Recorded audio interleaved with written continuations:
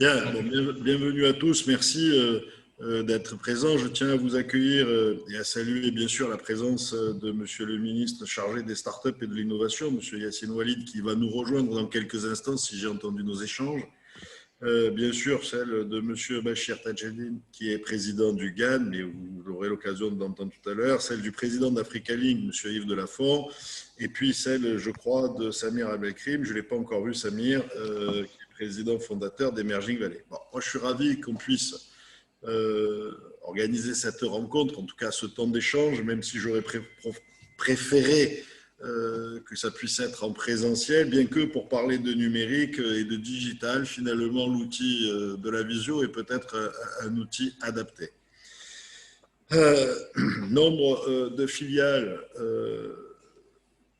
entre le Maghreb, pour moi d'ailleurs en particulier, aujourd'hui un partenaire très important de notre métropole, et l'Algérie un partenaire de premier plan. Et donc c'est important que nous puissions recréer, même pas recréer, tisser, augmenter, développer les liens que nous pouvons avoir entre notre territoire et entre, je dirais, les entrepreneurs algériens. L'idée est simple, on vit une crise sanitaire mondiale. Cette crise sanitaire mondiale que nous traversons touche tous les pays, bien sûr, et évidemment les deux rives de la Méditerranée. Ça nous oblige entre autres à travailler différemment. Ça nous oblige entre autres à resserrer davantage nos liens de proximité, de commerce, nos liens de business, nos liens historiques autour de la Méditerranée. Marseille est une ville qui a été créée il y a 26 siècles par la Méditerranée ou par des Grecs qui arrivaient de Méditerranée et qui a toujours pu se développer et rayonner quand elle a su travailler, développer des commerces et de l'activité avec la Méditerranée. C'est chez nous comment dire, c'est dans nos gènes, cette vocation d'échange et de travail, de coopération avec la Méditerranée.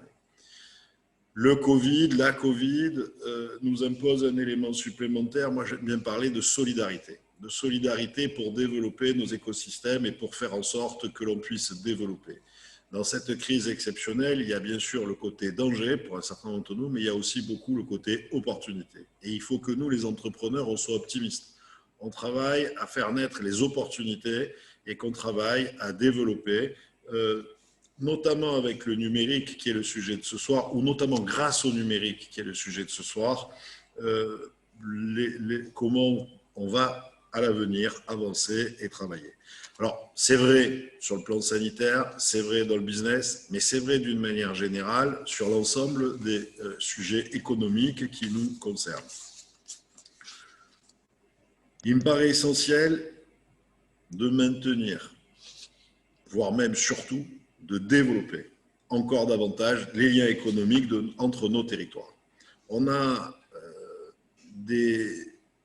on a des gènes communs autour de cette Méditerranée, on a des gènes communs à partager, on a des expériences, on a des facilités parce qu'on est des Méditerranéens.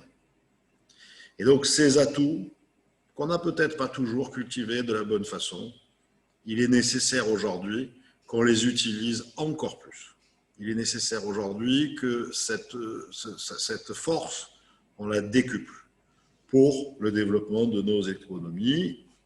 C'est évident dans beaucoup de secteurs, mais c'est encore plus évident pour nos startups, c'est encore plus évident pour valoriser l'innovation qui est derrière, aussi bien l'innovation technologique que l'innovation d'usage. Et que ça profite à l'ensemble de nos peuples, de nos territoires, de nos concitoyens de nos territoires. Voilà. Ensuite, parce que Marseille, j'en suis convaincu, a un rôle particulier à jouer dans les années à venir, en ce qui concerne les data centers, mais aussi les data tout court, avec cette place qui s'est créé aujourd'hui. Marseille est la 9e métropole, le 9e hub mondial en matière de circulation des données. À la fin de l'année, avec l'arrivée du campus que la filiale d'Orange construit, nous serons 5e métropole mondiale. Donc Marseille a cette vocation concernant le numérique, et cette vocation, elle n'est pas uniquement liée à Marseille, mais elle est liée à Marseille et à la Méditerranée. Et on a notamment, je voudrais citer un câble, le Mexdex, qui relie déjà de très grande qualité et très rapidement l'Algérie à Marseille. Donc voilà un petit peu pour moi les éléments essentiels qui font que je suis convaincu que nous avons la responsabilité tous ensemble de développer nos échanges, de développer notre business et d'utiliser les nouvelles technologies pour que cette pandémie soit une opportunité, pour que cette pandémie mondiale soit une opportunité pour le développement économique de nos pays. Voilà. Je n'ai pas grand-chose de plus à vous dire, si ce n'est que je suis très fier que cette visio ait pu être réalisée. Je félicite tous ceux qui ont accepté de se regrouper pour l'organiser et je félicite surtout tous les participants. Ce qui est important, et ça a été dit tout à l'heure, ce n'est pas les discours, c'est les liens qu'on va créer pour faire du business. Ce qui compte, c'est le business qu'on aura réalisé. C'est la vocation d'Africa Link, qui est un projet qui nous tient à cœur ici dans cette mandature et qui est très bien mené par l'équipe sous la présidence de Yves Delafont. Et l'idée, c'est de créer des communautés d'entrepreneurs pour faire du business. On est là pour discuter de business. On est là pour faire du business. Et ce qui est intéressant, c'est que toutes ces visios que l'on fait aujourd'hui doivent déboucher sur des partenariats, sur du business concret entre nous. Voilà, simplement pour ouvrir et pour vous accueillir virtuellement, faute de mieux. Mais c'est peut-être plus simple, parce qu'au moins on est plus nombreux, parce que sinon les agendas font qu'on n'est pas toujours libre. Comment j'ai envie de présenter les choses ce soir. Bon travail à tous et puis surtout bonne coopération. On aura réussi que si dans les semaines qui suivent, dans les mois qui suivent, des partenariats, des business concrets sont réalisés. Et ce qui est le plus dur, et je le dis peut-être un peu comme forme d'un défi, c'est qu'on soit capable les uns et les autres de mesurer dans quelques temps quelles ont été les suites de cette visio et quels ont été les business concrets qu'on a pu développer. Et ce qui est intéressant, c'est quand on a développé des business, de le faire savoir aux autres, parce que comme ça, on montre que c'est possible. Les entrepreneurs, nous, quand on se parle, quand on se rencontre, on parle la même langue, celle du business. Et je crois que l'essentiel est uniquement de faire du business. Voilà. Merci à tous d'avoir été présents ce soir. D'autres vont encore nous rejoindre. C'est très important de mettre en ligne après cette visio pour ceux qui n'ont pas pu nous rejoindre. Et c'est très important de faire le suivi, comme je vous l'ai dit, des idées qui deviendront des projets, qui deviendront du business réel entre nous tous. Voilà. Merci à tous et bonne soirée. Merci, Président. Voilà une soirée qui est bien lancée sur le mode business, effectivement. L'objet que l'on poursuit à travers ces visios, c'est toujours une première étape. La deuxième étape, c'est vraiment le B2B. Alors, en présentiel, ça aurait été idéal, mais on s'attache au sein d'Africa Link et avec la Chambre de commerce à faire des B2B virtuels. On a ce qu'il faut maintenant, on est équipé, on est au point, on est opérationnel, donc on va faire des choses sur l'Algérie aussi. Je passe la parole à Yves Delafont, président d'Africa Link, pour un mot d'accueil en pensant au micro. Vas-y, non, c'est toi Yves, je t'assure, vas-y, tu peux le faire. Et voilà. Ah, Yves, on ne t'entend pas, ton micro est branché, mais on ne t'entend pas. Cette fois-ci, vous m'entendez? Oui. Eh ben, voilà. Bon, parfait. Bonjour à tous, 68 personnes, 70. C'est déjà la preuve, parce que ce n'est pas tous les jours qu'on arrive à un nombre de participants identiques, de l'importance du sujet, je dirais l'importance de l'Algérie, pour commencer. Cette Algérie, ce grand pays qui est près de nous, dont nous partageons l'histoire, quelquefois tragiquement, bien sûr, une histoire qui a été faite par nos pères, nos grands-pères, mais à l'évidence, un des partenaires les plus essentiels de notre pays en Europe. Et ça, c'est sur le plan humain, je dirais. On a des tels liens, difficiles parfois, c'est vrai, il faut le redire, il faut le reconnaître, et c'est comme ça, mais regardons l'avenir. C'est l'avenir qui doit nous guider. Jean-Luc Chauvin parlait de partenariat, de business. Évidemment que le nombre d'Algériens qui sont en France et d'entrepreneurs algériens, les liens économiques qui nous lient et qui devraient se développer d'une façon considérable. Donc, parce que notre avenir est commun. C'est ça qu'il faut garder à l'esprit. Nous avons, nous, Européens, un avenir commun avec l'Europe, avec l'Afrique. Nous avons, nous, Français, un avenir commun à construire avec l'Algérie. Et nous sommes les pierres de cette construction que nous devons absolument mener et rapidement. Alors, peut-être avant de relaisser la parole, parler d'Africa Link. Africa Link est une communauté d'entrepreneurs d'Afrique et d'Europe. Ce sont des PME, il n'y a pas des grands groupes dans notre communauté, et qui est basée sur des convictions initiales. La première, c'est ce que j'ai dit, un avenir commun entre l'Europe et l'Afrique. Un avenir commun entre la France et l'Algérie et les autres partenaires, bien entendu, mais nous parlons d'Algérie aujourd'hui. C'est aussi une conviction que le prochain moteur de la croissance mondiale, c'est l'Afrique. Et que dans cette croissance, dans cette pérennité de l'émergence, du développement, ensemble, la PME est au cœur, l'entrepreneur est au cœur. Et il faut lui donner de la respiration, du soutien, de la reconnaissance, parce que c'est l'entrepreneur, et je parle bien évidemment hommes et femmes, qui sont le moteur de notre développement et de notre croissance. Deux actions principales dans Africa Link, qui est composée aujourd'hui de 165 membres, tous cooptés et tous expérimentés dans la relation entre l'Europe et l'Afrique, et dans notre cas, entre la France et l'Algérie. Ça, c'est une communauté d'échanges, de recommandations, de soutien, de confiance pour aboutir, comme le disait Jean-Luc, comme le disait Denis, à des partenariats. C'est notre objectif, créer du partenariat. Le deuxième objectif, il est plus global, il est d'essayer d'influer sur le logiciel de notre relation avec le continent. C'est de rappeler aux acteurs économiques, aux acteurs publics, aux acteurs privés, l'importance de cette relation. Voilà, et c'est ce que je souhaite que nous essayons de construire ensemble. Les échanges ce soir sont dans cette direction. Voilà, je vous remercie.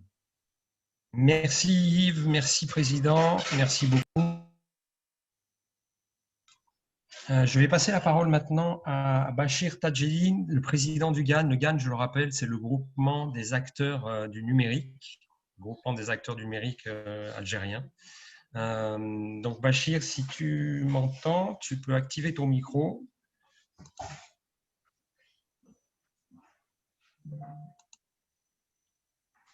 Allô, Bachir? Là, je peux. Parfait. Je ne pouvais pas activer mon micro. Un petit décalage. Parfait, pas de problème. À toi la parole. Alors, on dit qu'une image vaut mieux que 1000 mots. Est-ce que vous m'autorisez à partager mon écran, s'il vous plaît? Oui, absolument, tout de suite. Alors, attends, juste une petite manip parce que on le gère au fur et à mesure. Voilà, tu peux y aller. Parfait.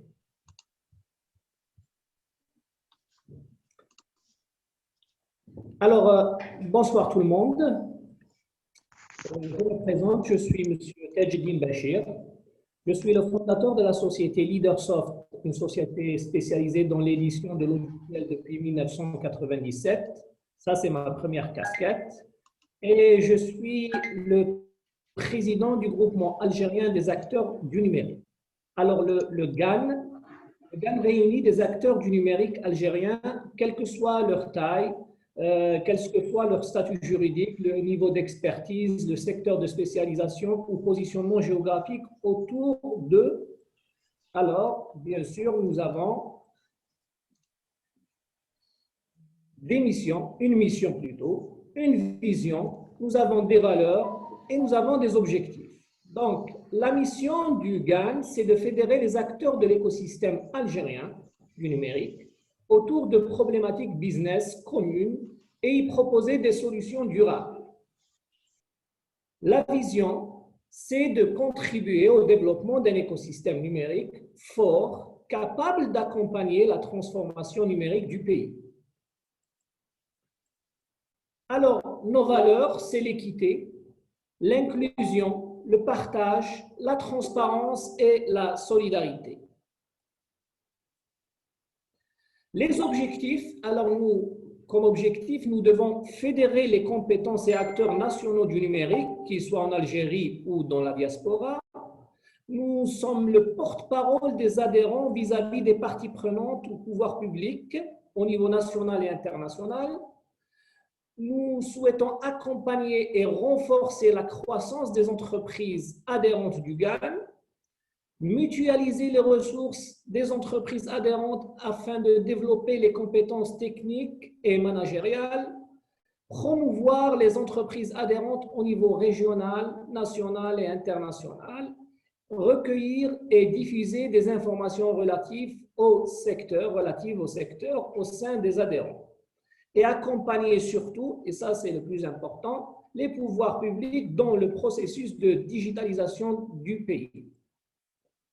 Le GAN est organisé en un bureau exécutif formé de 6 membres. Il y a aussi le board qui est formé du bureau exécutif plus les présidents de commission. Nous avons aussi l'observatoire du GAN qui a pour mission de mesurer le degré de digitalisation des pouvoirs publics. Nous avons 21 commissions dont plusieurs commissions sont très actives, celle de la stratégie, de la fintech, des éditeurs de logiciels, la commission Internet, la commission diaspora, la commission de relations entre l'université et l'entreprise, la commission Future Leaders et la commission Startup. Alors, nous offrons à nos adhérents des avantages tels que le GAN Academy, c'est l'organisation de formations et workshops, webinaires, etc. Alors, nous avons l'annuaire des entreprises et compétences numériques. Il est actuellement en refonte. Nous avons aussi des événements qu'on organise tels que le Petit Déj du GAN, le Digital Business Day, des salons nationaux et internationaux, le salon Algéria 2.0. Alors, nous avons aussi une plateforme d'offres et de demandes de coaching en cours de réalisation. Nous offrons à nos adhérents des tarifs préférentiels avec nos partenaires avec qui nous avons signé des conventions. Alors, quelques chiffres. Le GAN compte actuellement plus de 500 adhérents. Il a aussi plus de 5000 followers sur les réseaux sociaux. Nos principales réalisations de l'année 2020, sachant que le GAN, c'est une organisation très récente, donc la création a été en janvier 2020, puis il y a eu tout juste après la pandémie du Covid, donc c'est vraiment très récent avec une conjoncture difficile.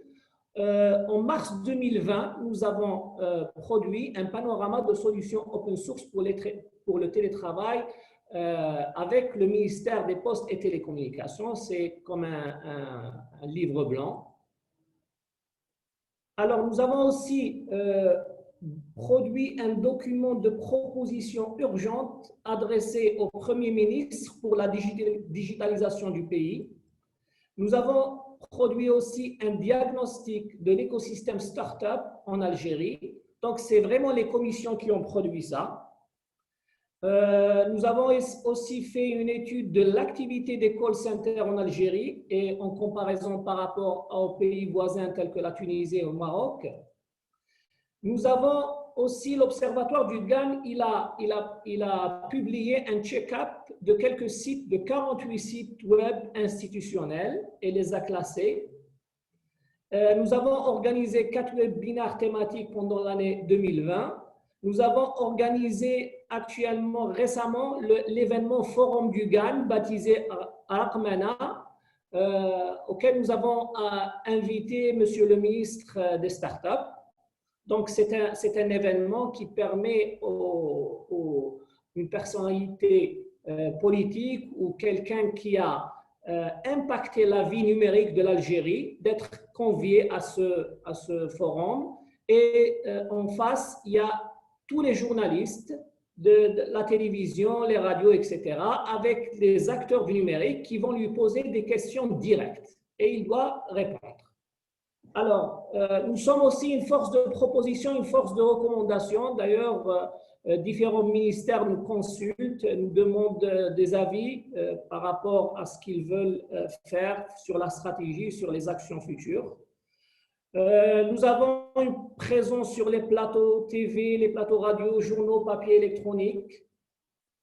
Alors, nous avons des partenariats aussi. Nous avons réalisé quelques partenariats. Nous avons plusieurs partenariats avec des compagnies d'assurance qui permettent d'offrir à nos adhérents des avantages, des tarifs préférentiels.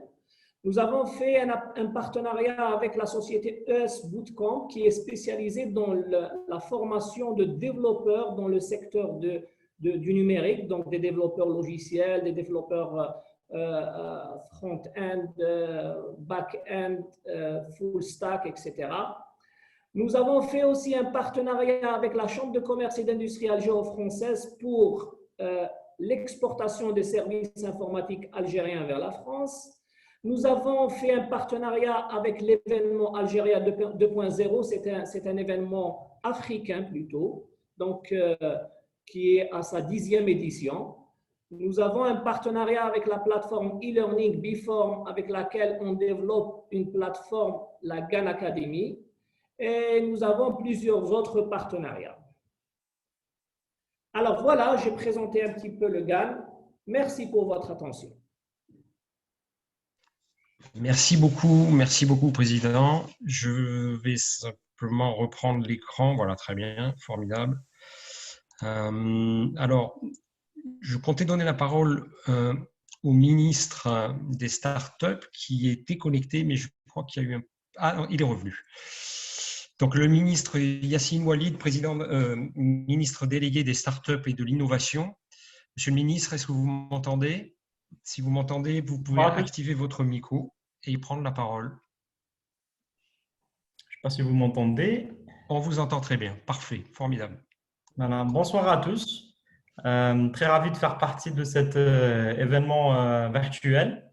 J'avais un peu peur de venir en retard, mais finalement, je pense que je suis à temps. Donc, oui. Très ravi également de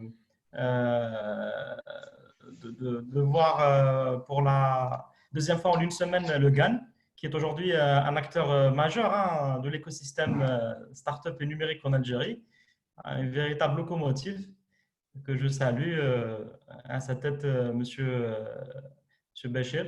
Donc aujourd'hui, l'Algérie se positionne comme une véritable plaque tournante du numérique dans la région, avec certaines mesures fortes.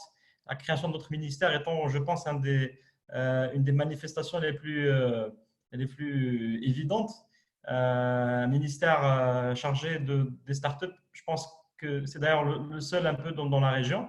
Donc, c'est dire à quel point la question du numérique et des startups est devenue aujourd'hui en Algérie un sujet extrêmement important par les pouvoirs publics. Et c'est vraiment une question qui aujourd'hui est en train d'animer les débats dans les chaînes télé, etc. Donc, il y a vraiment un énorme engouement autour du numérique. Et c'est vraiment quelque chose qui nous fait plaisir, surtout en sachant qu'aujourd'hui, on assiste à énormément d'initiatives de la part de l'écosystème pour permettre à l'Algérie de s'ouvrir au monde et pour permettre au monde de connaître un peu ce qui se passe en Algérie, ce qui n'était pas forcément le cas avant. Je ne vais pas beaucoup monopoliser la parole. Ce que j'aimerais dire, c'est qu'aujourd'hui, l'Algérie s'ouvre au monde de manière extrêmement manifeste. Vous avez un certain nombre de freins, on va dire, qui dans le passé décourageaient beaucoup d'investisseurs ou d'entrepreneurs à s'intéresser à l'Algérie, notamment le 55-49, le droit de préemption, etc. Tout ça a été supprimé. Donc l'Algérie est aujourd'hui plus que jamais ouverte au monde, dans les deux sens. Autant sur la possibilité, le fait d'offrir la possibilité à nos entreprises, notamment celles qui activent dans le numérique, pour qu'elles puissent exporter leurs services, leur savoir et leurs compétences. Aujourd'hui, moi j'aime bien dire que au lieu d'exporter du pétrole, notre pays peut exporter des lignes de code. Et M. Béchir pourra vous confirmer que nous produisons des lignes de code de qualité. Et Et dans l'autre sens, l'Algérie est aujourd'hui également ouverte par exemple, l'offshoring, à l'implantation de startups étrangères, etc. Donc, nous voulons vraiment être un pôle africain de l'innovation. L'Algérie est également le plus grand pays d'Afrique qui se trouve également être, on va dire, à la façade en face de l'Europe, ce qui fait de sa position un pays extrêmement stratégique pour les entreprises du numérique qui veulent attaquer cet énorme marché qui est le marché africain. Et donc, aujourd'hui, l'Algérie, je pense, est un pays extrêmement intéressant à voir, notamment dans le secteur du numérique. Il faut savoir aussi qu'aujourd'hui, nous disposons d'un cadre réglementaire et juridique dédié aux startups. Les startups en Algérie bénéficient d'exonération fiscale quasi totale. D'avantages autres aussi, hein. Vous avez également un fonds qui a été dédié, qui a été créé et qui est en train d'aujourd'hui de financer des startups. Et une évolution de la juridiction, tout le cadre réglementaire et juridique qui s'est fait de manière assez rapide, notamment sur le capital risque, l'introduction du financement participatif, donc le crowdfunding, etc. Donc, on assiste quand même à j'ai envie de dire, à une accélération de la mise à jour ou la mise à niveau de la réglementation algérienne pour qu'elle soit un peu plus, on va dire, conforme aux standards que nous impose l'économie 2.0. Donc, encore une fois, moi, je ne vais pas peut-être trop monopoliser la parole. Je suis vraiment ravi de voir que ce type d'initiative soit organisée pour faire découvrir l'Algérie en tant qu'opportunité pour les investisseurs, pour les entreprises et pour nos partenaires dans les deux sens. L'Algérie, en plus de ça, est un très beau pays. Et pour ça, il faudra peut-être attendre la fin du Covid pour le découvrir. Donc, sans plus, je ne vais pas prendre plus de temps que ça. Merci à tous pour vos interventions et je souhaite beaucoup de réussite et beaucoup de succès à cet événement virtuel. Merci. Merci beaucoup, Monsieur le Ministre. Merci infiniment. Oui, l'Algérie est un très beau pays et oui, on espère bien pouvoir y aller très prochainement, physiquement. Ce serait vraiment un grand plaisir. Et pour faire du business. Alors, c'est vrai qu'on a beaucoup parlé du numérique parce qu'effectivement, c'est en plein boom et c'est aussi en plein boom en Algérie. J'allais dire grâce ou à cause de la crise que l'on connaît. C'est vrai que le numérique est devenu quelque chose de très, très important dans de nombreux pays. Mais on va aussi parler de plus traditionnel, puisque maintenant, on va avoir l'intervention de mon ami Nazim, qui va nous faire un panel un peu général sur l'économie algérienne en ce moment, comment ça se passe en ce moment. Et puis, vous y avez fait allusion, Monsieur le Ministre, un certain nombre de changements et de réformes qui facilitent aujourd'hui le business avec l'Algérie et qui, je pense, raviront bon nombre d'entrepreneurs du territoire Aix-Marseille-Provence. Nassim, tu peux mettre ton micro et la parole est à toi. Bonjour. Tu veux partager l'écran, j'imagine aussi. Oui, bonsoir à tous. Monsieur le ministre, merci de nous avoir rejoints. C'est un plaisir de vous avoir. Le président Jean-Luc Chauvin, merci aussi d'être présent et merci aussi à notre ami Yves Delafont, qui est un grand ami de l'Algérie. Et je tenais à te remercier aussi, Denis, parce que cette initiative est aussi en partie grâce à toi. Et je tiens à remercier aussi le président du GAN, Tajdine Bachir, pour toute l'énergie qu'il met pour faire avancer la cause du numérique en Algérie. Et merci aussi à tous nos amis en France et en Algérie. On est très suivis en Algérie, sachez-le.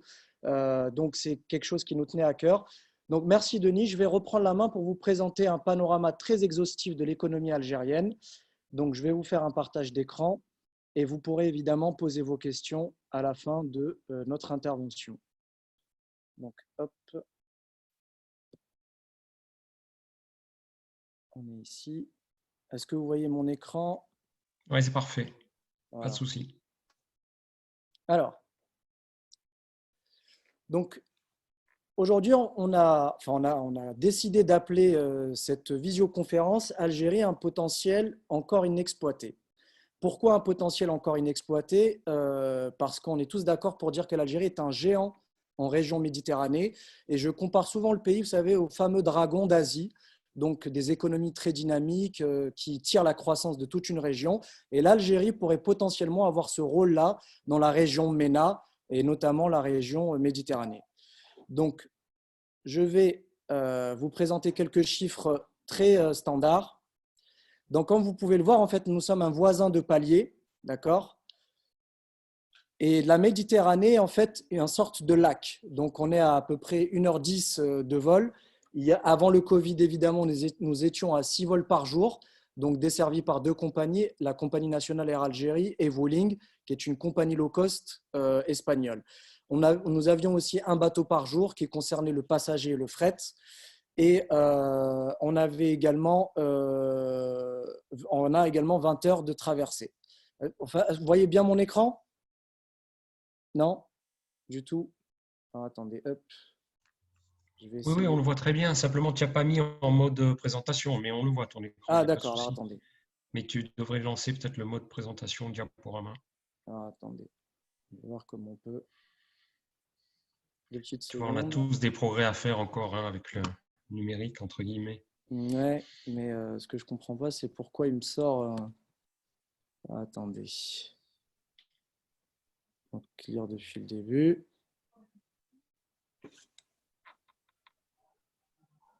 Donc là, est-ce qu'on est en mode diaporama là? Non. Non. Mais c'est pas grave, écoute, ça fait rien. On voit tes diapos, hein, c'est pas, pas gênant. D'accord, bon, j'enchaîne alors. Ok.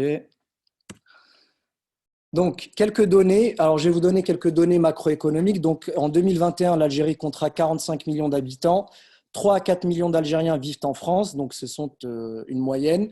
55% de la population a moins de 30 ans. On a un taux d'alphabétisation qui est un des plus élevés de la région MENA, donc Middle East et North Africa.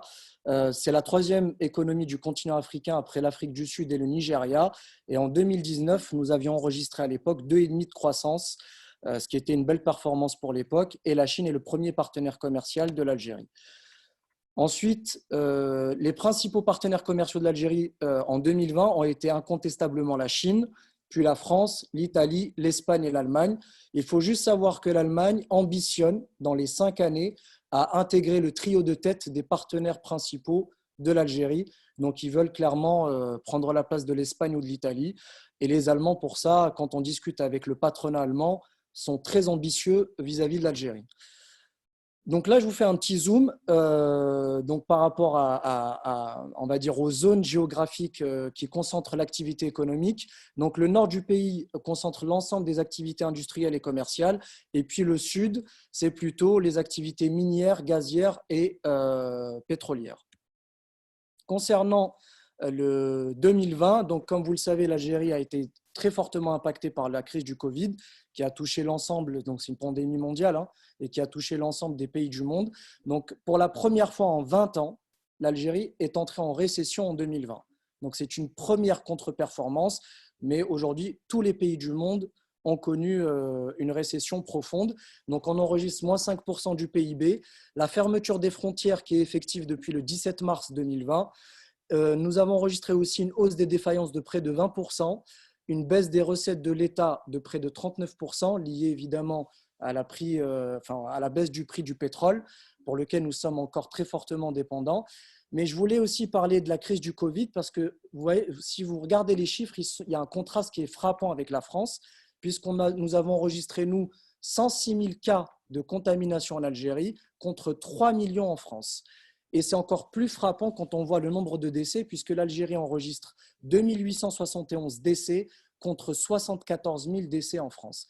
On trouve en partie une réponse à ces chiffres dans le fait que l'Algérie a fermé ses frontières. Et aussi, je pense que c'est lié au continent africain, puisque vous savez que l'Afrique a été moins impactée par la crise du Covid que ne l'a été l'Europe ou l'Amérique. Concernant les importations actuelles de l'Algérie, elles se concentrent essentiellement sur du matériel industriel et de la machine-outil, essentiellement qui viennent d'Allemagne, de Chine, d'Europe, d'Italie ou d'Espagne. Également les intrants alimentaires. Pour ceux qui sont parmi nous qui travaillent dans l'industrie agroalimentaire savent de quoi on parle, tout ce qui est arômes, le bétail, la viande destinée à la consommation, notamment la viande fraîche, et également les céréales, les laits et les produits laitiers. On ne voit pas tes slides, Nassim, hein. Pardon? Pardon d'interrompre, mais on ne voit pas tes slides. Il y a des gens qui voient les slides, hein, puisqu'il y a des remarques sur un certain nombre d'informations et des questions. Donc, on les voit ou on ne les voit pas, Denis? C'est ça que je veux savoir. Pour moi, on les voit. Est-ce qu'il y en a qui voient les slides ou pas du tout? Il n'y a qu'une slide qui est figée. Ah, on est bloqué à quelques repères. Il y a encore une seule slide qui n'a pas bougé depuis tout à l'heure. Exactement. On va reprendre. Là, c'est mieux. C'est bon. Voilà, c'est bon. C'était bon. Voilà. C'était bon, oui. Alors, attendez, je vais devoir dérouler comme ça vous va? Oui, c'est bon, c'est voilà. bon. Donc, voilà, je fais juste un petit récapitulatif. Donc, par rapport à la crise du Covid, donc moins 5%, donc entrée en récession du pays la première fois en 20 années de croissance, fermeture des frontières depuis le 17 mars, hausse des défaillances de près de 20%, 39% de baisse des recettes de l'État et donc le comparatif avec la France, 2800 décès contre 74 000 en France. Ensuite, les importations. Donc, comme je vous l'ai dit, actuellement, nous importons énormément sur l'année 2020 du matériel industriel et machines-outils, des intrants alimentaires, notamment des arômes, du bétail, de la viande destinée à la consommation, des céréales, des produits laitiers et du lait. Ensuite, donc, le climat des affaires en 2021. Donc, selon le classement que vous connaissez tous, Doing Business, nous avons gagné 9 places. Nous sommes classés à la 157e place sur 190 pays. Mais ce que je retiendrai, c'est que c'est la première fois depuis 2007 que l'Algérie a gagné 9 places dans ce classement qui est un classement internationalement connu et qui est très sérieux et très crédible. Donc, l'utilisation croissante des TIC et son appropriation par l'administration algérienne afin de faciliter les relations avec les entreprises a contribué grandement à améliorer ce classement dans le Doing Business et Monsieur le ministre qui est avec nous pourra en témoigner. Il y a aussi une amélioration notable de l'indice de confiance et de sécurité en Algérie puisque aujourd'hui, il n'est plus question de parler de sécurité en Algérie lorsqu'on se déplace dans ce pays. Il reste encore une marge de progression, notamment l'accès au financement qui est encore extrêmement difficile dans notre pays. Ce qui a été amélioré, et c'est ça qui est important pour vous, c'est qu'aujourd'hui, on peut obtenir un registre de commerce qu'on appelle le CABIS en France en moins de 10 jours à Alger. Donc, je précise que ce n'est pas la même chose selon certaines villes du pays où il y a une sorte de latence au niveau des administrations. Mais à Alger, en tout cas, vous pouvez obtenir votre registre de commerce en 10 jours. Il y a également un projet de création d'entreprise en ligne pour 2021. Il vous sera possible pour les porteurs de projets de créer votre entreprise directement en ligne, comme ça se fait dans certains pays. À l'horizon de 2021, il y a en ce moment une plateforme bêta qui est en test sur place en Algérie. Vous avez aussi la généralisation de la télédéclaration à la CNAS, qui est l'équivalent de l'URSSAF, qui permet à des chefs d'entreprise comme vous de ne plus perdre de temps à faire la queue pour aller déclarer vos employés. L'ouverture de compte bancaire en 24 heures, et je peux même préciser que ça peut se faire instantanément. Il y a certaines banques qui vous proposent, lorsque votre dossier est complet, d'ouvrir votre compte bancaire professionnel instantanément sur place. La possibilité aussi de réaliser une domiciliation postale de votre entreprise directement dans un centre d'affaires, mais aussi auprès de certaines professions libérales, notamment chez un notaire, un avocat ou un commissaire aux comptes. Et pour les startups, vous pouvez utiliser votre propre domicile comme adresse professionnelle pour immatriculer votre entreprise. Et aussi la possibilité de réaliser une télédéclaration fiscale, mais actuellement, elle est uniquement dédiée pour les grands groupes. Autre bonne nouvelle, c'est la suppression, effectivement, depuis la loi de finances de 2020. En fait, si vous voulez, c'est une grande mesure de l'exécutif algérien, c'est la suppression totale de la loi 51-49. Mais elle reste applicable uniquement aux secteurs dits stratégiques, que sont le secteur des télécoms, l'industrie de l'armement, l'aéronautique ou encore le oil and gas, donc tout ce qui est activités pétrolières, gazières et minières. Mais sinon, pour toutes les autres activités dites non stratégiques, vous pouvez en tant que Français créer une entreprise en Algérie, en être détenteur à 100%, pouvoir rapatrier vos dividendes et vos bénéfices une fois que vous vous êtes acquitté évidemment de l'ensemble des taxes et impôts qui sont de vigueur. J'ai également voulu centrer mon intervention sur le centre de conciliation et de médiation et d'arbitrage qui existe au sein de la CACI, qui est très important parce que énormément d'entreprises françaises ou d'entreprises étrangères nous disent « mais moi j'ai besoin de deux choses ». Un, c'est sécuriser mon projet d'investissement et de deux, c'est de savoir qu'est-ce que j'ai comme solution lorsque je suis engagé dans un conflit commercial avec un partenaire algérien. Il faut savoir qu'avant d'aller sur la voie juridique, vous avez la possibilité de passer par l'arbitrage au sein de la CACI. Donc, il y a un service qui est doté d'experts juridiques, commerciaux, économiques qui peuvent intervenir au préalable pour dénouer des situations à travers des compromis ou à travers des négociations. Donc, cette capacité que nous avons de réaliser de l'arbitrage, c'est très important pour rassurer aussi les investisseurs que vous êtes. Mais évidemment, vous avez après le recouvrement par voie judiciaire et aujourd'hui, il existe des voies de recours en référé qui accélèrent les procédures et qui peuvent trancher lors d'un litige commercial. Donc, si je dois faire un résumé, l'Algérie œuvre constamment pour améliorer son climat des affaires à travers la suppression de la loi 51-49, l'ouverture de comptes bancaires en 24 heures, l'obtention d'un registre de commerce en moins de 10 jours et le rapatriement de vos bénéfices de manière sécurisée en France. Ce qu'il faut savoir, donc les deux principaux atouts de l'Algérie, c'est le coût de sa main-d'œuvre et le coût de l'énergie, puisque nous avons le coût énergétique le moins élevé d'Afrique. Donc là, je vous ai fait une petite cartographie de l'ensemble des salaires minimums qui existent en Europe et je les ai comparés à l'Algérie. Vous pouvez voir, si vous voyez ma souris, qu'en Roumanie et en Bulgarie, vous avez un salaire minimum de 286 € et 446 €. En Algérie, il est de 160 €. C'est-à-dire que potentiellement, nous pouvons récupérer les IDE qui partent en Europe de l'Est vers l'Algérie. Et si vous voulez, quelque part, quand vous discutez avec les industriels et même avec des industriels algériens, leur rêve, c'est de faire de l'Algérie la République tchèque de l'Europe. C'est-à-dire que l'on crée tout un pan industriel de sous-traitance. Ça peut être dans l'industrie manufacturière, ça peut être dans l'industrie automobile et faire de l'Algérie en fait une plateforme dédiée à l'export. Et là, je vous ai créé un graphique. Vous pouvez voir effectivement l'évolution des salaires minimums. Donc, comme vous pouvez le voir, en Pologne, il est de 530 €, en Roumanie, 450 €, en Bulgarie, 286 € et en Algérie, 160 €. C'est-à-dire que clairement, vous pouvez avoir deux Algériens pour le prix, trois Algériens pour le prix d'un Roumain, si on peut s'exprimer ainsi. Et un ingénieur en Algérie est rémunéré en moyenne entre 500 et 700 € par mois. Donc, pour les entrepreneurs que vous êtes en France, je ne vous fais pas dire qu'un ingénieur informatique, par exemple, est payé entre 3 000 et 4 000 €. Pareil, ça peut monter jusqu'à 5 000 €. Donc, en Algérie, un salaire moyen pour un ingénieur aussi entre 500, 700, voire 800 € maximum. L'Algérie est aussi une plateforme compétitive puisque vous pouvez voir notamment en termes de coût énergétique, le coût énergétique en Algérie est de 0,015 $ par kilowattheure. Donc nous avons le coût énergétique le moins élevé d'Afrique et qui est 16 fois moins cher que le Portugal par exemple. Ce qui fait que lorsqu'on combine salaire et coût énergétique, pour des industries, pour des activités industrielles à fort besoin et à forte intégration de main-d'œuvre et de coûts énergétiques, l'Algérie est hyper compétitive en zone Méditerranée.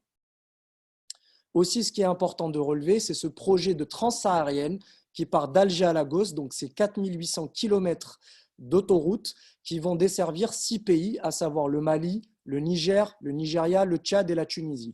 Actuellement, il y a un coup d'accélérateur qui a été donné côté algérien puisqu'il y a eu 53 km qui ont été officiellement inaugurés. Et il faut savoir que cette grande transaérienne, il y a 2500 km qui passent par l'Algérie. C'est pour vous dire à quel point notre pays a un véritable poids économique dans la partie nord-africaine et en zone Méditerranée. Et il faut savoir que ce projet-là est censé être terminé, totalement livré en 2025. Les atouts de l'Algérie, donc je vous les ai résumés, coût et qualité de la main-d'œuvre, coût de l'énergie. C'est un pays aussi qui est francophone, il ne faut pas l'oublier. Il y a une proximité géographique qui est indéniable, un grand choix de partenaires bancaires, des infrastructures de qualité, un pays qui est ouvert sur la Méditerranée et sur l'Afrique et un coût du transport qui est extrêmement faible, surtout depuis le départ d'Algérie. Si vous discutez avec la plupart des transitaires et des transporteurs maritimes, ils vous diront qu'envoyer un conteneur d'Alger à Marseille, ça coûte pratiquement rien. Donc, je continue. Maintenant, je vais vous dresser un petit panorama du marché B2C, c'est-à-dire du profil de consommateur algérien. Si vous, en tant qu'investisseur, vous visez le marché de consommation de masse, il me paraissait important que vous puissiez connaître votre cible, qui est le profil de consommateur algérien. Il faut savoir qu'en Algérie, il existe à peu près 4 personnes par foyer, qu'il existe aussi 2 véhicules par foyer et que le revenu médian par mois dans le foyer est environ de 1 000 €. 60% des femmes travaillent en Algérie. Pourquoi c'est important? Parce que ces femmes-là qui ne sont pas au foyer représentent des consommatrices, que ce soit en termes de mobilité, que ce soit en termes d'outils de travail, en termes d'outils de nouvelles technologies, portables, ordinateurs, etc., mais aussi en termes de produits tels que les cosmétiques, les textiles, etc. Il faut savoir aussi que l'Algérie possède le plus fort taux de classe moyenne au Maghreb, comparativement à la Tunisie et au Maroc. Nous avons 70% de classe moyenne. Voici la répartition de leurs dépenses. Les dépenses des ménages algériens, c'est 45% dédiés à l'alimentaire. C'est pour vous dire le poids de l'industrie agroalimentaire en Algérie qui ne connaît pas la crise en Algérie. Vous avez 15% dans les produits détergents, 10% dans la décoration et l'ameublement et également 20% dans les produits électroménagers. Donc, je continue, j'essaye de faire vite. Le réseau de distribution de biens de consommation en Algérie, il est réparti comme suit. 80% des achats se font en supérette, 15% dans des grandes surfaces, supermarchés, etc. Et les malls donc, accaparent 50% des achats des Algériens. Vous avez aussi la valeur ajoutée en Algérie, elle est répartie comme suit. Vous avez les TPE, les PME qui récupèrent 80% de la valeur ajoutée, enfin du moins qui génèrent 80% de la valeur ajoutée. Eux, ils ont des besoins en formation, en conseil, en accompagnement et en modernisation de leur processus industriel, mais aussi dans leur transformation digitale. Là, pour les investisseurs français que vous êtes, je suis en train de vous montrer un peu quels sont les secteurs qui peuvent vous intéresser, quels sont les besoins des industriels algériens, des entreprises algériennes. Concernant les grands groupes, qui, eux, génèrent 20% de la valeur ajoutée, eux, ils ont des besoins de partenariats industriels, de partenaires expérimentés pour pouvoir attaquer les marchés internationaux vers l'export. C'est pour vous dire que l'Algérie n'a pas besoin d'un fournisseur, elle a besoin d'un partenaire. Et c'est comme ça que vous devez vous voir comme étant des véritables partenaires et pas seulement comme un vendeur vers un marché. Je vais vous prendre le cas Le Sieur. Donc, vous connaissez tous Le Sieur, qui est une entreprise centenaire en France. Il faut savoir que Le Sieur vendait en Algérie, avant son implantation, 6 millions d'euros de mayonnaise, de vinaigrette, d'huile, de ketchup, etc. C'était sur la période 2010 à 2015. Le Sieur a décidé en 2018 de s'implanter avec une usine, donc une implantation locale avec un partenaire algérien. Et lors de la première année de la création de cette usine, elle a généré 22 millions d'euros de chiffre d'affaires. Vous voyez, elle est passée de 6 millions en exportant ses produits vers l'Algérie à 22 millions d'euros en étant implantée localement et en desservant sur place le marché algérien. Et l'usine qu'ils ont montée, vous voyez la photo sur votre droite, elle a été montée en 23 mois. 23 mois, c'est le temps global entre l'étude, le chantier et la livraison. Donc, vous voyez, en gros, c'est comme ça que vous devez vous poser la question de l'Algérie. Est-ce que je suis un simple fournisseur ou est-ce que je m'implante localement avec un partenaire? Et dans ce cas-là, j'ai une part du gâteau qui est beaucoup plus importante. Donc, je fais un petit panorama de la relation France-Algérie. Donc, c'est une coopération qui est plutôt fructueuse, mais qui est en deçà des attentes des uns et des autres. Donc, il y a 7000 entreprises qui travaillent avec l'Algérie, 450 entreprises qui sont implantées en Algérie et qui génèrent 40 000 emplois directs et indirects. Et il y en a pour 8 milliards de dollars d'échanges. Concernant les secteurs porteurs en Algérie, vous avez l'agroalimentaire incontestablement, la pétrochimie, l'industrie mécanique, le numérique et le digital, les énergies renouvelables, la formation et le conseil, formation continue, formation professionnelle et l'agriculture, puisque l'Algérie est aussi un formidable pourvoyeur de produits agricoles. Nous pouvons aussi noter l'alimentation animale, le bétail, la santé, l'e-santé, le paramédical, surtout que c'est des sujets actuels avec le Covid, l'aquaculture, pour nos amis qui nous suivent du côté du bassin d'Arcachon, ça doit leur parler, l'industrie de la plaisance, la supply chain et la logistique, l'industrie chimique, notamment les intrants, et l'industrie des loisirs, puisque vous savez qu'en Algérie, nous manquons cruellement de loisirs, cinéma, activités culturelles, etc. Donc, pour vous, pour les entreprises TPE, PME marseillaises, l'Algérie est faite pour vous. Pourquoi? Vous avez la possibilité de vendre du conseil et de l'accompagnement dans des projets industriels structurants. Vous avez un avantage concurrentiel par la proximité géographique. Vous pouvez partir le matin et revenir le soir en Algérie. Les similitudes socio-culturelles, vous avez l'expérience du territoire marseillais qui ressemble énormément au territoire algérien. Vous vous adaptez rapidement dans un pays comme l'Algérie, qui est un pays méditerranéen. Il n'existe aucune barrière de la langue puisque c'est un pays francophone, mais aussi nous avons la même passion, celle de l'OM. Donc nous adorons l'OM et vous ne verrez jamais de supporters du PSG en Algérie, à Alger particulièrement. Quelques conseils pratiques. Entourez-vous de professionnels, notamment des commissaires aux comptes, des notaires, des avocats. Informez-vous auprès des institutions algériennes, réseau consulaire, CACI, CCI, le GAN ou les ministères. Facturez en dinars plutôt qu'en euros pour vous éviter des tracasseries administratives supplémentaires. Informez-vous préalablement sur la solvabilité de vos clients. Et attention aux intermédiaires des intermédiaires, parce que dans ces pays-là, vous savez très bien comment ça se passe. Vous avez toujours quelqu'un qui connaît quelqu'un, etc. Et puis moi, j'aime dire ça. Si vous voulez aller en Algérie, adoptez les 3 P qui sont patience. Il vous faut énormément de patience pour ce pays, parce que le temps de l'administration n'est pas le temps que vous avez. Il faut de la persévérance. Soyez courageux, soyez aussi persévérants, n'abandonnez jamais votre projet si vous sentez que vous avez un marché et surtout soyez pertinent dans votre démarche, à savoir posez-vous la question, quelle est votre valeur ajoutée par rapport à un concurrent local ou un concurrent italien ou espagnol. Voilà ce que je voulais vous dire. Désolé, ça a été un peu long, j'ai essayé de faire le plus vite possible et je vous remercie de votre attention. Désolé pour les petits couacs techniques. Denis, je te redonne la main. Merci Nazim, merci beaucoup. Merci pour ta rapidité parce que tu as dit beaucoup de choses en peu de temps. Oui. Et je pense que c'était intéressant d'avoir un reset des informations que l'on peut avoir sur l'Algérie. Elles seront disponibles, Denis, si tu me permets, elles seront disponibles pour tous ceux qui le demanderont. Je vous l'enverrai sans aucun problème. Alors, la question a déjà été posée sur le chat et d'office, j'ai répondu qu'effectivement, on allait diffuser la présentation à tout le monde. Parce que voilà, il y a des données vraiment intéressantes à revoir tranquillement et de manière plus posée. Je vais juste donner la parole 5 minutes, il le sait, il doit pitcher très vite, à Samir Abdelkrim.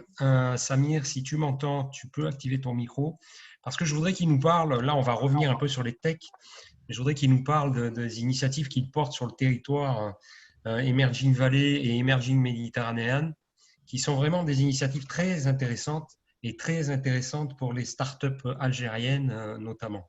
Samir, tu es par là? Oui, je suis là. Parfait. Donc, tu as 5 minutes, tu le sais. Oui, c'est le deal, mais tu es le roi du pitch. Il y a couvre-feu à Dakar, donc moi je dois me dépêcher effectivement, donc moi ça me va très bien. Il y a effectivement, donc ça, merci beaucoup pour l'invitation et c'est un vrai plaisir et bonheur de participer à cet échange sur l'écosystème algérien qui me tient, vous le savez, vous imaginez bien, particulièrement à cœur.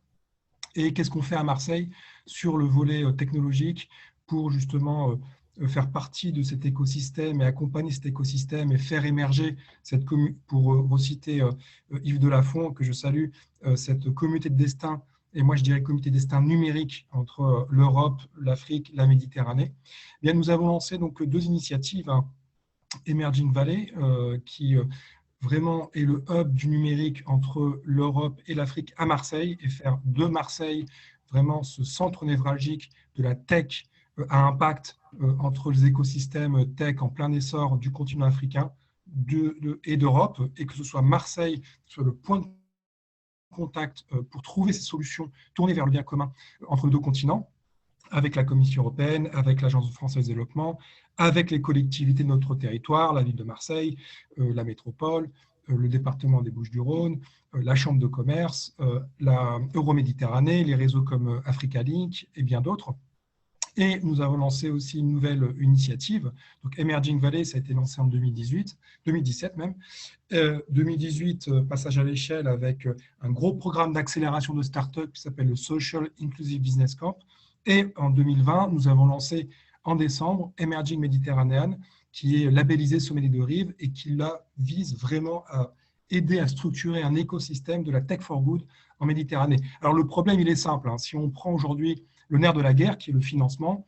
En 2019, au total, les startups de l'ensemble du continent africain ont levé 2 milliards de dollars, ce qui est un saut pour cette région, parce qu'on est passé de quelques centaines de millions à 2 milliards. Il y a eu une multiplication par 14 des levées. Le point noir, malheureusement, le point faible de ces chiffres, c'est que ce sont des levées qui ne se concentrent que sur 3 pays principalement, l'Afrique du Sud, le Kenya et le Nigeria.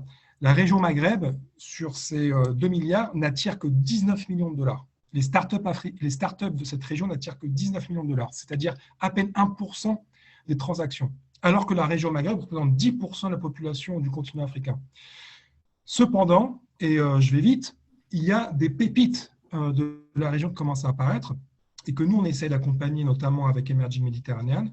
Par exemple, Next Protein, c'est une startup tunisienne qui a levé 10 millions d'euros en 2020. Yassir, qui est une très belle startup algérienne, qui a réussi à lever des fonds auprès du Y Combinator. Il faut vraiment le souligner. Le Y Combinator, c'est vraiment l'accélérateur de la californien de San Francisco, qui est le meilleur accélérateur au monde. C'est le Y Combinator. Yassir a pu intégrer cet accélérateur. On peut aussi citer Atlant Space, qui a une startup marocaine qui a réalisé l'une des plus belles levées de fonds au Maroc avec 10 millions de dirhams en 2020. Donc, on voit qu'il y a des pépites. Et les opportunités pour la tech algérienne existent. Et on a vu, donc, un de nos partenaires pour Emerging Mediterranean, c'est la Confédération algérienne du patronat citoyen, la CAPC, et s'ils sont là, je les salue, notamment Shems. Et je salue aussi le GAN, et je connais bien, donc vous êtes partenaire d'Algérie 2.0, qui est un des événements que je connais bien avec Karim Mbarek. Et donc, là, ce qu'on voit sur l'écosystème tech algérien, c'est un écosystème qui possède les talents technologiques. On l'a bien vu avec la présentation précédente, les grandes universités, les grandes écoles d'ingénierie, de technologie, et les entreprises privées essaient de travailler de plus en plus avec cet écosystème digital. Et on voit une réflexion qui, par exemple, le CAPC est en train de la mener sur comment impliquer les corporates avec l'open innovation. On voit une volonté politique, et Monsieur le ministre l'a bien dit, avec la création de ce nouveau fonds de soutien aux startups avec le Algerian Startup Fund, qui a été lancé en 2020, qui représente vraiment une première brique de réflexion du pays autour du capital risque algérien. Et ça, c'est vraiment un tournant. On voit aussi qu'en termes de taxes réglementaires, en termes de réflexion avec les investisseurs privés sur le capital risque, les facilitations financières, les exonérations fiscales, les mesures incitatives sont vraiment en cours de maturation pour les startups algériennes. Et l'Algérie a mis en place récemment le comité mixte avec les représentants du ministère de l'Éducation nationale, de la recherche, de l'industrie, pour rapprocher le monde de la recherche, les étudiants algériens, du monde privé, pour que, quelque part, il y ait ce label Innovate Algeria qui rayonne localement, régionalement et à l'international. Et enfin, je citerai un exemple d'une entreprise privée algérienne qui commence à travailler avec les startups, c'est la Sonatrach, c'est la première entreprise du pays qui a financé en 2020 un incubateur de startups à l'université de Ouargla. Alors, pour conclure, ce qu'on fait nous avec Emerging Mediterranean, c'est qu'on a sourcé les meilleures startups à impact de la Tech for Good d'Algérie, de Libye, du Maroc, de Mauritanie, de Tunisie. On a reçu plus de 227 candidatures, dont un tiers de candidatures féminines. On en a accéléré 30 à travers le bootcamp des Deux-Rives qu'on a organisé en novembre. Pendant 72 heures, il y avait 6 startups algériennes, 6 startups marocaines, 6 tunisiennes, 6 libyennes, 6 mauritaniennes. À la fin, on a eu 10 finalistes, dont 2 algériennes, la startup Branco, qui a développé une très belle application de e-santé pour l'autodiagnostic contre le Covid, et Isa Medtech, qui est le lauréat d'ailleurs, qui a été le gagnant, lauréat algérien, qui lui aussi s'est illustré en matière de e-santé dans le traitement des douleurs chroniques par lumière pulsée. Donc on voit vraiment que c'est l'innovation de rupture, très très haute valeur ajoutée. Et ces lauréats donc, dont l'Algérie fait partie, aujourd'hui on les accompagne avec le Social Inclusive Business Camp, dont ils viennent d'intégrer, et on va les accompagner jusqu'en avril, jusqu'à l'événement Emerging Valley, où ils vont participer pour présenter leurs solutions. Et tout ce travail se fait bien entendu avec nos partenaires du territoire, avec nos partenaires pays de l'autre côté de la rive sud de la Méditerranée, avec l'ambassadeur Karim Amelal, qui est le délégué interministériel à la Méditerranée. Et vraiment, c'est une belle dynamique qu'on essaie d'impulser entre les deux rives de la Méditerranée, et que bien entendu le territoire Marseille et Alger, c'est les deux villes sœurs, qui est ce catalysme, qu'on catalyse cette Tech for Good en Méditerranée pour que la Méditerranée soit le laboratoire des innovations de rupture qui pourront ensuite passer à l'échelle entre l'Europe et l'Afrique et ensuite à l'échelle mondiale. Voilà, j'ai fini mon pitch, mon cher Denis. Merci pour le temps de parole. Et vraiment, c'est un vrai plaisir et un bonheur d'être avec vous pour voir tout ce dynamisme et voir que l'Algérie va de l'avant et la jeunesse algérienne, il y a beaucoup d'espoir pour cette jeunesse algérienne et les startups, l'innovation, l'entrepreneuriat font partie de la solution. Tu es au top, Samir, je te félicite vraiment. Remarquable pitch, très clair, très précis, très concis. Je te remercie vraiment de ta présence. C'est toujours un plaisir de t'entendre parler du numérique et des startups. Merci à vous. Je vous salue tous parce qu'il y a un couvre-feu, il faut que j'aille. Et je vous salue tous. Je salue Lagan, je salue Frédéric Ronal et j'espère qu'on aura l'opportunité de vous accueillir virtuellement à l'occasion d'Emerging Valley. On mettra en avant tout ça, donc les 7 et 8 avril. Et donc, il y aura une plateforme qui va s'ouvrir pour tous les participants et j'espère qu'on pourra poursuivre tout ça sur le numérique à l'occasion de cet événement. Merci à tous. Merci Samir, bonne continuation.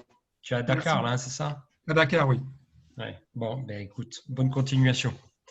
Denis, Nazim, est-ce que s'il te plaît, tu me fais cette faveur? J'aimerais que Anis très rapidement nous présente l'écosystème algérien. Il nous a fait une super présentation. Et promis, après, on donne la main aux gens qui posent des questions. Écoute, oui, d'accord. Alors, 3 minutes. Il a 5 minutes, montre en main. Anis, à toi de jouer. Parce qu'après, j'aimerais vraiment que les gens puissent poser des questions. Bien sûr. J'ai déjà une question notamment sur le 49-51, des choses comme ça qui sont importantes. Donc, je suis là pour y répondre et on pourra passer toute la nuit, enfin pas toute la nuit, mais… Non, peut-être pas. Anis, à toi la parole. Merci. Alors, bonjour à toutes et à tous. Est-ce que mon écran est partagé actuellement? Oui, on voit Anis. Ah bah, très bien. OK. Donc, bonjour à toutes et à tous. Ce que je vais raconter très brièvement est un petit peu à la croisée des chemins entre ce qu'a dit Nazim, ce qu'a dit Monsieur le ministre Yassine Oualid et ce qu'a dit notre ami Karim de Emerging Valley. Donc, brièvement, en fait, il est important en fait, de comprendre que le contexte économique que nous vivons aujourd'hui, les différentes crises par lesquelles nous sommes passés, crise politique, crise sanitaire, crise économique, par la dévaluation des prix du pétrole, tout ça a fait qu'aujourd'hui, nous, Algériens, sommes amenés à réinventer quelque part notre modèle économique et basculer sur un modèle économique qui est plus solide, qui est plus fort, qui est plus pérenne. Et donc aujourd'hui, nous parlons beaucoup d'économie numérique puisque c'est un des volets les plus, qui constitue l'un des piliers de cette nouvelle alternative économique. Et nous sommes convaincus que cette alternative, en fait, peut être vraiment une alternative qui peut être efficace à l'économie, on va dire, plus traditionnelle, plus basée sur la rente. Et nous en avons la volonté, nous en avons les moyens. Et c'est un challenge que nous relevons chaque jour. Alors, aujourd'hui, ce qui est vraiment intéressant, en fait, c'est, je vais vraiment aller dans le fond et essayer de vous donner une vision plus terre à terre, une vision qui est plus celle d'un acteur de terrain, pardon, et essayer de vous faire voir à quoi ressemble aujourd'hui l'écosystème numérique en Algérie. Donc, alors, déjà, ce qui est intéressant à savoir, c'est que le GAN, en fait, a eu le plaisir et l'honneur d'avoir travaillé pendant quelques mois dans le cadre de CRI sur quelque chose qu'on a stratégie nationale du numérique et qui a été adressée aux gens à constater. La première étant que les services publics aujourd'hui, les pouvoirs publics sont de plus en plus ouverts et de plus en plus à l'écoute. Je pense que la preuve est qu'aujourd'hui, nous avons parmi nous un ministre chargé des startups qui participe à l'événement. Et le deuxième étant que cette stratégie nationale du numérique fait en quelque sorte que ce virage que nous sommes en train de traverser, ce basculement vers un nouveau modèle économique, ne se fait pas à l'aveuglette. Aujourd'hui, cette transition vers l'économie numérique et se fait dans le cadre d'une stratégie qui a été pensée et réfléchie par des experts, par des acteurs économiques. Et donc aujourd'hui, l'Algérie est dotée d'une stratégie nationale du numérique, donc avec des objectifs stratégiques et opérationnels. Alors, autre chose, en plus de la stratégie nationale du numérique, pas plus tard que ce mois-ci, en janvier, une stratégie nationale de l'intelligence artificielle a été présentée également au ministère de la Recherche scientifique et de l'enseignement supérieur par une commission de plus de 150 spécialistes en intelligence artificielle algériens partout à travers le monde, qui a été présidée par le professeur Gessoum, qui est très connu dans le domaine de l'innovation et de l'intelligence artificielle. Et donc aujourd'hui, stratégie nationale du numérique, stratégie nationale de l'intelligence artificielle, nous sommes en train de constater de plus en plus de structuration, de réflexions qui ne relèvent plus de l'initiative impulsive, mais qui s'inscrivent dans un cadre qui est plus réfléchi, qui est plus mature, qui est plus stratégique. Et c'est quelque chose qui nous a manqué pendant très longtemps ici en Algérie. Et donc, ces stratégies, en fait, elles sont un gain collectif de l'intelligence artificielle, mais il y a aussi d'autres collectifs. Donc, ce qu'on remarque aujourd'hui, c'est que les acteurs de l'écosystème algérien, économique, numérique, certes, mais économique de façon générale, sont en train de se structurer en collectif, en groupe, en groupement, en cluster, et en plus donc du gain et il y a tellement en fait de collectifs qui se créent très rapidement ces derniers temps. On ne pourrait pas tous les citer, mais un particulièrement est à féliciter, qui est le Raliaï, qui est le réseau algérien des incubateurs et des acteurs de l'innovation, en fait, et qui est constitué de la quasi-totalité aujourd'hui des incubateurs et des acteurs qui sont impliqués dans l'accompagnement et l'émergence et la réussite des startups. Et donc, Raliaï, entre autres clusters et groupements collectifs qui sont en train de se créer, sont en fait une signe, une preuve de la maturation de cet écosystème qui a été pendant très longtemps en ébullition, certes, mais en état très embryonnaire. Aujourd'hui, on constate les balbutiements et la vitesse de maturation est vraiment aujourd'hui donne beaucoup d'espoir et d'optimisme à nos acteurs du numérique. Alors, on a parlé du réseau des incubateurs.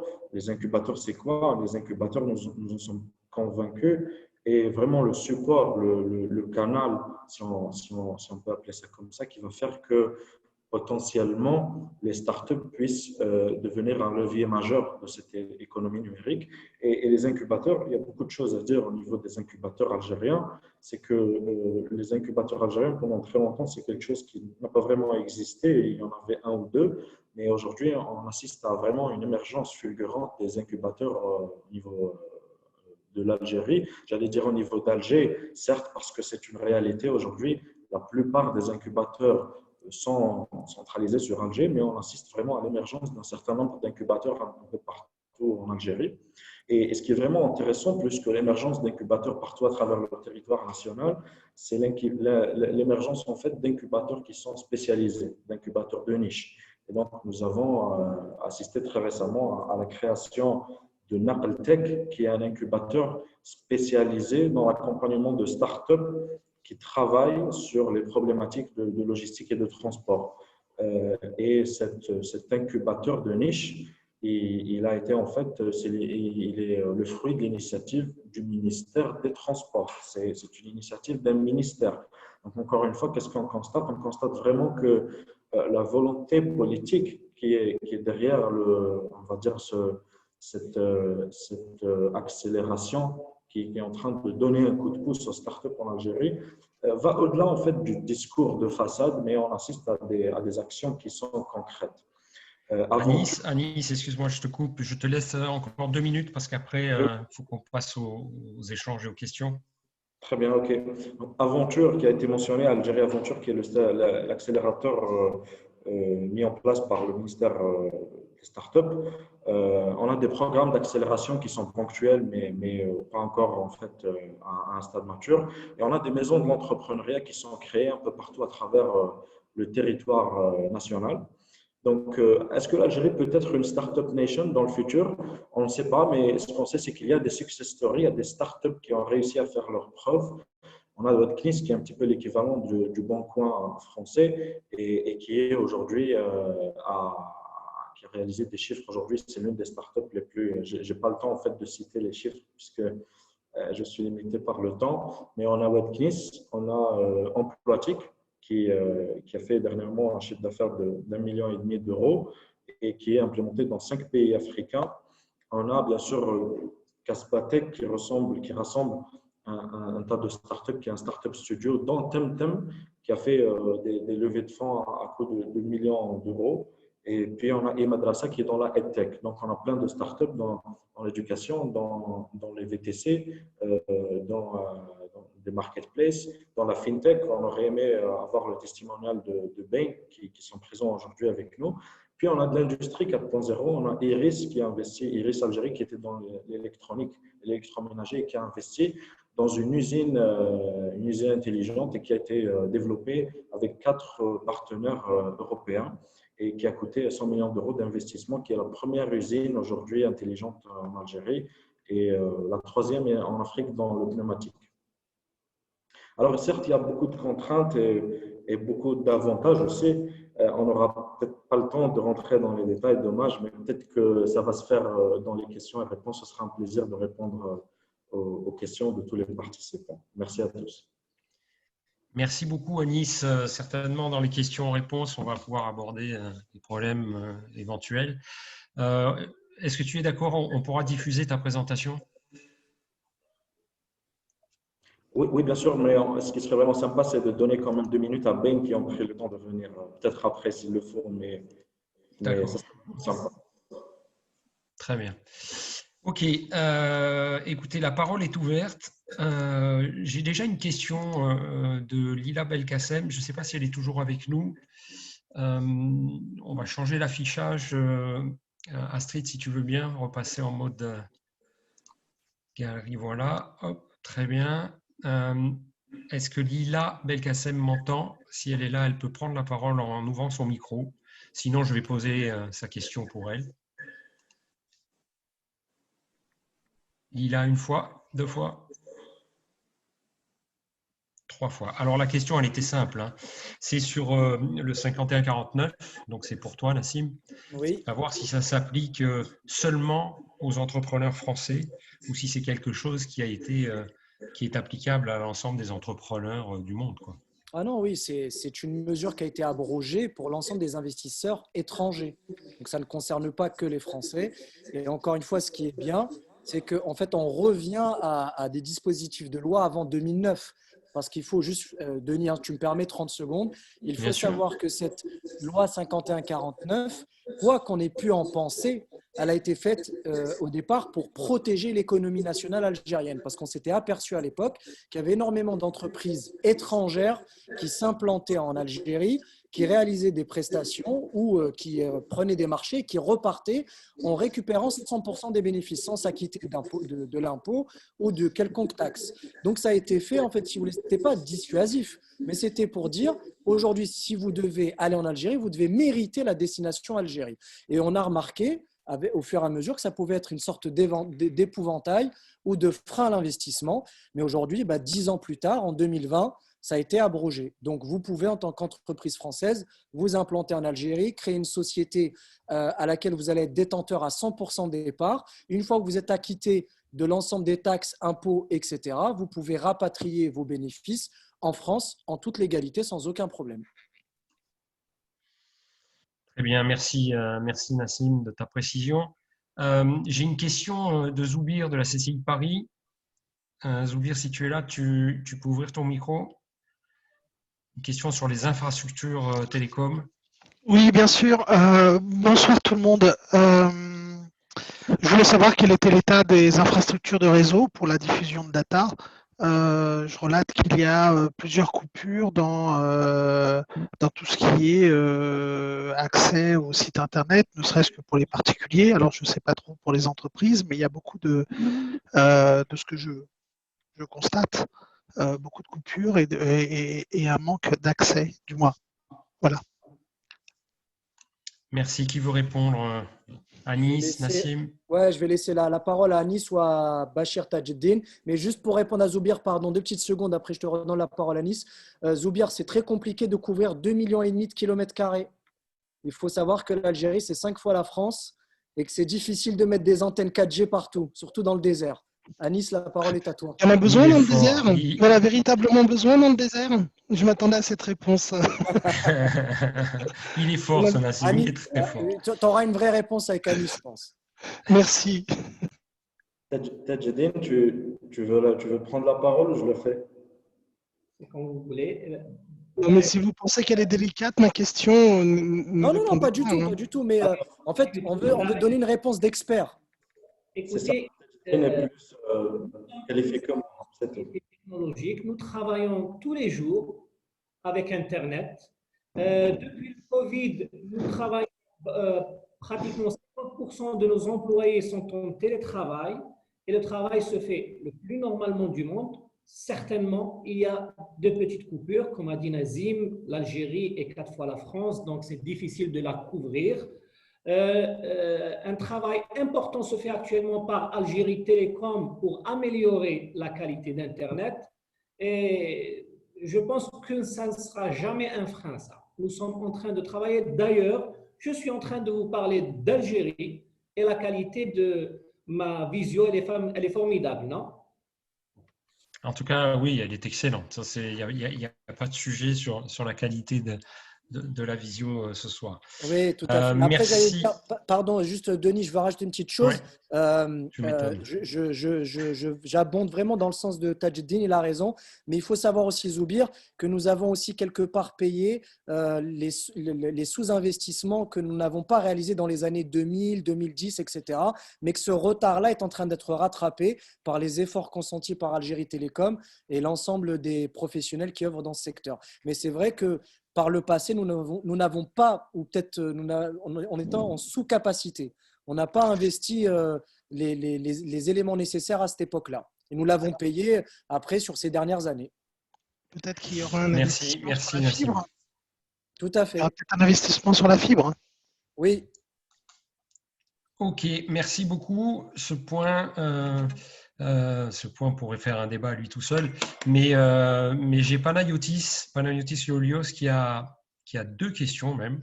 Pana, tu peux ouvrir ton micro et poser tes questions? Oui, bonsoir à tous. Je suis ravi de pouvoir échanger avec vous, et en particulier avec nos amis algériens avec qui je travaille depuis pas mal d'années. Alors moi, j'ai 2 questions à poser. Une qui est liée directement au numérique. C'est l'application du RGPD. Est-ce qu'il y a des particularités? Est-ce qu'il y a une adaptation de l'application du règlement général de la protection des données pour les entreprises qui travaillent sur le numérique en Algérie?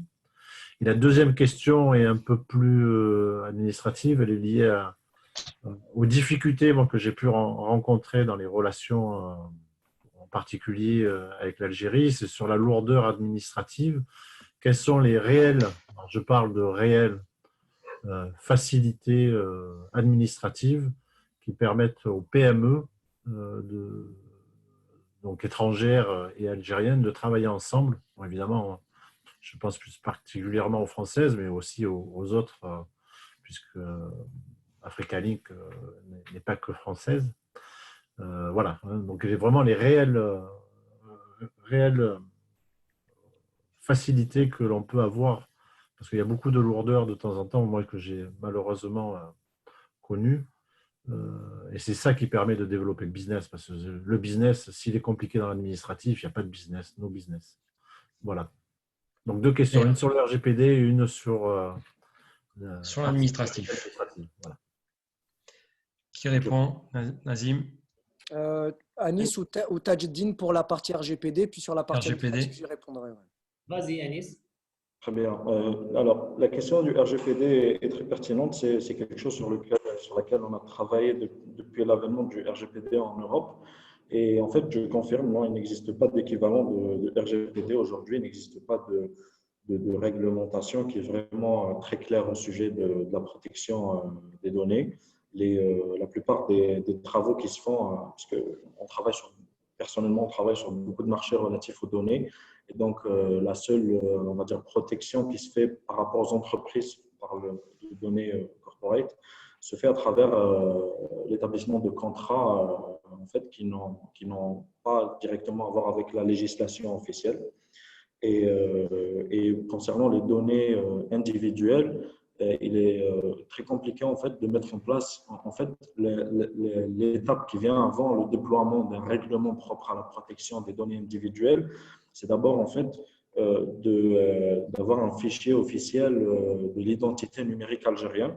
C'est un projet qui est en cours puisque aujourd'hui officiellement il n'y a pas vraiment un fichier de l'identité numérique algérienne.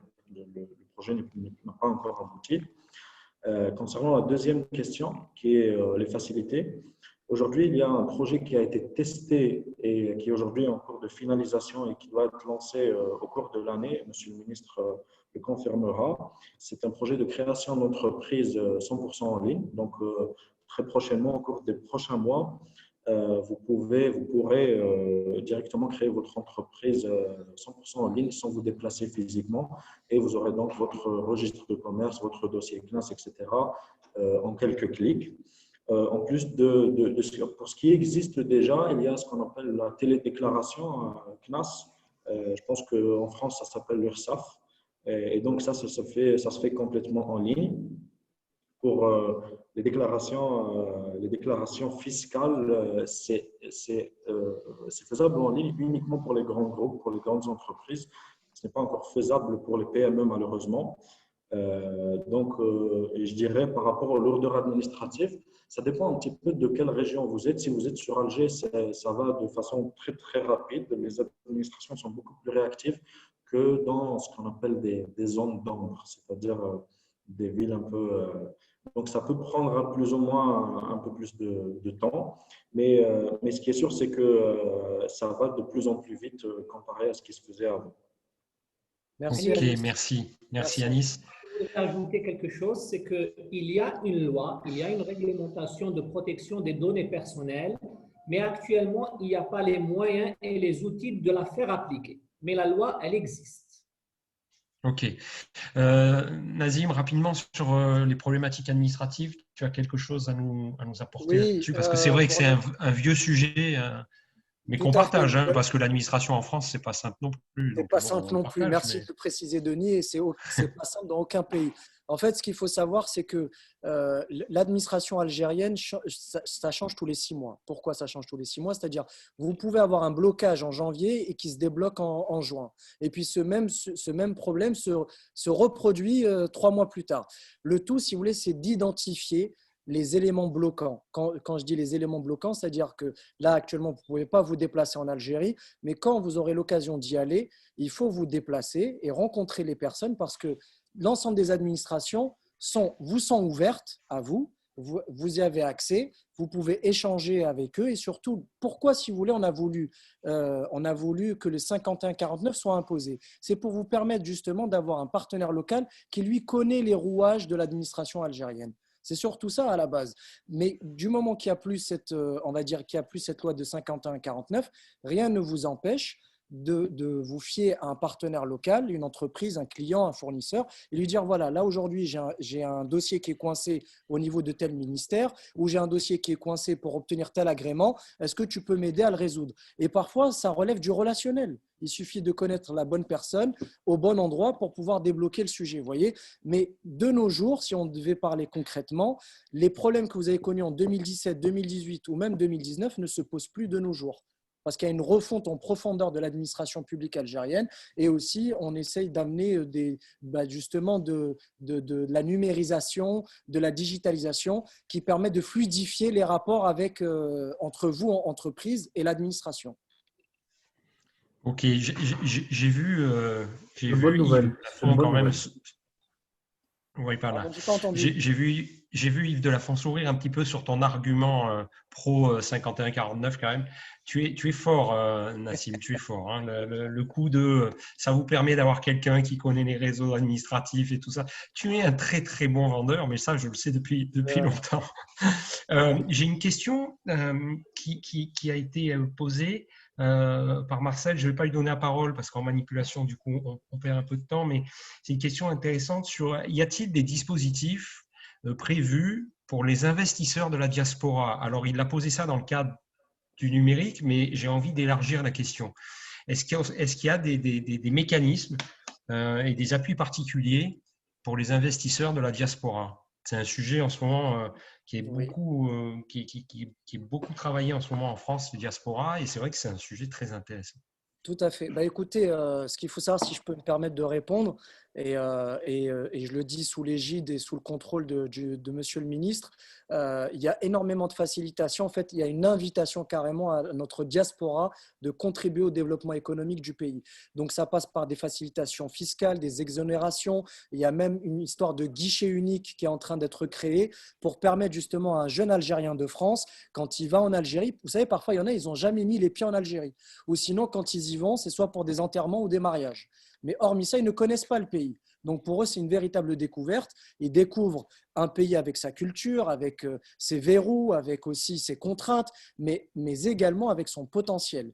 Et pour la diaspora, il faut savoir que ça commence déjà au niveau des réseaux consulaires. Ils sont bien accueillis au niveau des réseaux consulaires. On leur conseille de faire leur papier algérien plutôt que de partir avec un visa. Ça, c'est la première facilitation. Parce que vous imaginez si à chaque fois vous devez partir, vous faites un visa, alors que vous êtes vous-même algérien. Donc première chose, j'insiste l'ensemble de notre diaspora à s'immatriculer auprès des consulats. Première chose. Deuxièmement, ils ont des accès à des financements en Algérie, donc ils sont considérés comme des Algériens de fait. Il n'y a pas de distinction entre Algériens de la diaspora et Algériens local, si je peux dire ainsi. Et surtout, ils sont accompagnés par un réseau de commissaires aux comptes, d'avocats, de notaires, etc., pour vous dire qu'ils sont très bien accueillis. Et ils sont même recommandés parce qu'on estime que certains d'entre eux ont fait des grandes écoles à l'étranger. Ils ont des compétences que nous n'avons pas forcément en Algérie. Donc, c'est pour ça qu'il y a un vrai boulevard qui s'ouvre à eux et je les incite vraiment très, très sincèrement à revenir au pays et de voir de leurs propres yeux. Moi, je conseille tout le temps, c'est dès que la situation sanitaire le permet, prenez un billet d'avion et allez voir sur place ce qui se fait. Et c'est pareil pour l'ensemble des entreprises françaises. Prenez un billet d'avion et allez juger vous-même ce que je suis en train de vous raconter, si c'est des salades ou est-ce que c'est des véritables actions en faveur de l'amélioration de l'environnement économique en Algérie. Tu dis ça parce que tu sais qu'en ce moment, tu risques rien. On ne peut pas prendre de billets d'avion en ce moment, c'est trop compliqué. C'est faux parce que je suis prêt à mener une délégation et à accompagner ces personnes moi-même, tu le sais ça. Ben moi, je suis prêt à monter la délégation avec toi, il n'y a pas de souci. Ah ben super, avec plaisir, Denis. J'ai l'impression que je vais passer la parole à Yves de la Font parce que j'ai l'impression que depuis tout à l'heure, ça le titille. Yves. J'aimerais ajouter un point. Alors, d'abord, vraiment féliciter Nazim. S'il y a un poste de ministre de la Communication à pourvoir, je pense que tu es parfait. Et puis aussi, dire un mot sur Samir, quand il y a le travail, la passion et la qualité, on voit des choses magnifiques avec Samir Abdelkrim. Oui, je rebondis sur ce que disait Panayotis tout à l'heure. On n'est pas dans un monde de bisounours, on connaît bien nos entreprises, on connaît bien la relation avec ce grand pays qu'est l'Algérie, mais c'est très dur. Et je peux vous dire que sur les années que j'ai passées les derniers, le nombre d'entreprises qui voudraient aller en Algérie, qui voudraient travailler en Algérie et qui n'y vont pas, d'abord pour le 49-51, il a sauté, tant mieux, parce que c'était un frein considérable. Donc c'est une très bonne nouvelle. Donc une parenthèse, est-ce que les entreprises qui aujourd'hui sont en 49-51 peuvent changer? Il n'y a pas de souci avec ça. Oui. D'accord, ça c'est une très bonne chose. Alors, je reviens sur la lourdeur administrative qu'on a tous connue. On a tous connu des blocages et on ne peut pas donner comme réponse trouver la personne qui va débloquer parce qu'elle connaît. Bien sûr que c'est ça, mais on ne peut pas compter que là-dessus. Il y a des blocages terribles. Et ça, il faut le dire, sinon on se cache derrière notre petit doigt. Et ces blocages administratifs, cette complexité administrative, qui vient aussi beaucoup du changement d'ailleurs. Hein, on a un interlocuteur, 3 mois après il n'est plus là, le dossier a disparu et on remet tout sur la pile. Alors j'entends que les choses changent et j'entends ça avec beaucoup de plaisir. Mais alors une des choses que je vois très régulièrement, et en tant que banquier je le vis encore plus, c'est le problème des devises, de remonter des devises. Parce que tout à l'heure, Nazim, tu disais, je vous suggère de facturer en dinars. OK pour nos consommations sur place, bien sûr, mais entreprises françaises, allemandes, britanniques, turques ou ce qu'on voudra, avoir des dinars, ça ne sert pas à grand-chose une fois qu'on a payé nos consommations. Alors tu disais tout à l'heure, en termes de divertissement, ça manque un petit peu. Et c'est vrai qu'il y a un champ de développement incroyable, non seulement pour les acteurs du divertissement, de la culture, etc., mais aussi parce que ça permet de respirer, d'avoir une vie plus agréable pour nos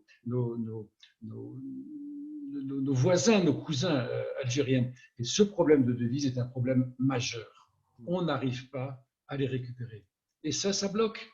Donc, on peut avoir tous les discours que l'on voudra, si on a une lourdeur administrative terrible et qu'on n'arrive pas à remonter, ou alors avec des difficultés. Je peux donner 5 exemples comme ça d'entreprises qui ont laissé de l'argent là-bas et à qui on dit pas de problème, mais vous aviez oublié une virgule il y a 1 an, il y a 6 mois, il y a 2 mois, vous avez les dinars, venez les dépenser là, mais comment on paye nos fournisseurs et nos salariés? Voilà, ça c'est un point bloquant fort et que nous retrouvons tout le temps. Oui, tout à fait. Non, mais je partage ton avis. Mais juste on ne le retrouve pas qu'en Algérie. Hein. Mais bon, non, mais je ferme juste la parenthèse. Je ferme la parenthèse. Mais la réponse de Nassim. Denis, juste pour compléter la remarque de Yves, et en toute amitié, nous-mêmes, Chambre de commerce, à travers notre filiale, Kedge, on a le sujet qui était existant avec l'École supérieure des affaires d'Alger. C'est vrai. Et avec l'ESA. On a travaillé, accompagné l'ESA du mieux possible pendant des années. Et on a une difficulté de cette nature pour pouvoir prendre la juste part de notre participation minoritaire dans ce sujet. Ce qui malheureusement, parce que ça a des frais et que ça fait partie d'un business plan, fait que du coup on ne priorise plus dans notre business model l'ESA, mais on travaille avec d'autres pays en Afrique francophone. On aurait pu continuer les deux, on aurait pu développer. C'est un vrai sujet. Il ne faut pas le sous-estimer parce que je crois que c'est malheureusement un sujet qui nuit gravement au développement du business, qui nuit gravement au partenariat entre les chefs d'entreprise que j'évoquais tout à l'heure, que Yves évoquait, et dont on a tous besoin.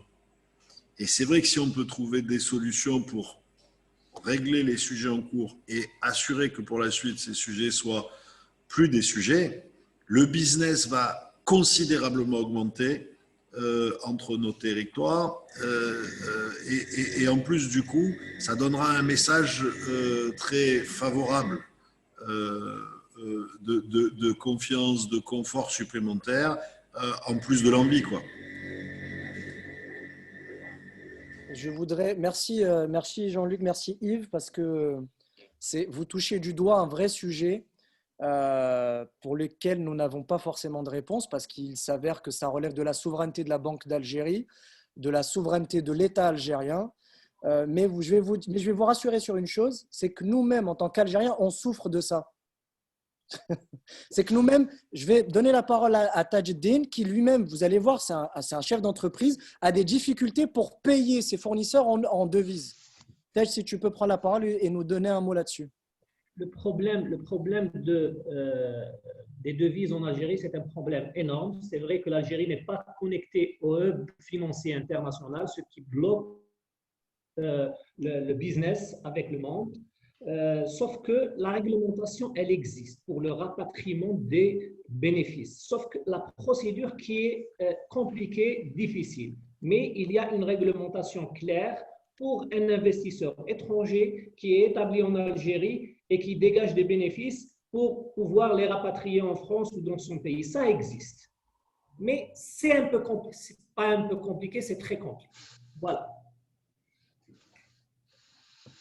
Mais on y travaille, on y travaille. Je vous promets qu'on y travaille et ça fait partie des priorités que l'on soumet au gouvernement pour améliorer ces choses-là. Mais vous savez, après, je pense que des personnes comme vous ont cette capacité de comprendre qu'il y a des enjeux qui nous dépassent. Ces enjeux-là, ils sont d'ordre de la protection des devises. On a nos réserves de change qui fondent à vue d'œil et on veut protéger un peu le bas de laine que s'est constitué l'Algérie aux heures fastes du pétrole à $100, $120, $150, qu'on reverra certainement jamais.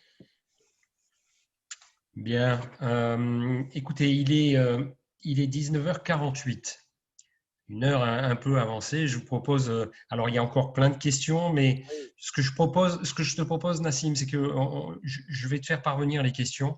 Oui. Et puis les coordonnées des gens qui ont posé les questions, et Bien puis sûr. peut-être que tu pourras compléter par mail Très ou bien. par d'autres J'allais moyens. vous dire aussi, nous allons laisser nos adresses mail et nos coordonnées pour ceux qui le souhaitent. Vous pouvez entrer en contact avec nous. C'est avec plaisir. Et justement, je disais tout à l'heure, Yves m'a fait rire quand il me disait ministre de la Communication. Je t'assure, Yves, je ne brade aucun poste politique. Mais je le fais parce que j'aime ce pays. Je crois dans sa capacité à se développer. Et je me dis, moi, sincèrement, je vais enlever ma casquette professionnelle. Moi, ça m'emmerde de voir les Chinois être nos premiers partenaires commerciaux, clairement. J'ai envie de voir la France retrouver sa place qu'elle avait dans les années 2000. Denis, est-ce que je peux ajouter une information pertinente à mon idée? Donc, il y a une agence qui s'appelle l'Agence nationale du développement de l'investissement. Elle peut travailler avec la diaspora, comme elle peut travailler avec les étrangers. Allez-y, consultez le site web andi.dz. andi.dz. Vous allez y trouver des informations pertinentes. Très bien, Bachir, merci beaucoup. Jean-Luc, je te propose le mot de la fin. Écoute, Denis, merci. Merci à tous, merci pour cette discussion. Vous l'avez vu, c'est une discussion d'entrepreneurs, donc on n'hésite pas à se dire ce qu'on a à se dire. Moi, je suis persuadé d'une chose, comme l'a dit Nassim, on a de grandes choses à faire ensemble. On a de grandes choses à faire ensemble, on a quelques freins. Je sais que vous y travaillez, appuyez-vous sur nos expériences et sur les messages qu'on peut passer aussi. Et on a vraiment beaucoup de choses à faire ensemble parce qu'on pense et on raisonne de la même façon, parce qu'on est du même. Moi, je le dis comme ça, mais je le ressens comme ça. Quand je suis à Bruxelles, c'est bien, mais je n'ai pas de connexion. Quand je suis sur la Méditerranée, quelle que soit la rive, nord ou sud, j'ai le sentiment d'être un peu chez moi, d'être bien. Je partage cette culture de la Méditerranée, je partage cette envie et c'est facile. On est à 1h15, Nassim l'a dit tout à l'heure, en avion, même s'il n'y en a pas beaucoup en ce moment.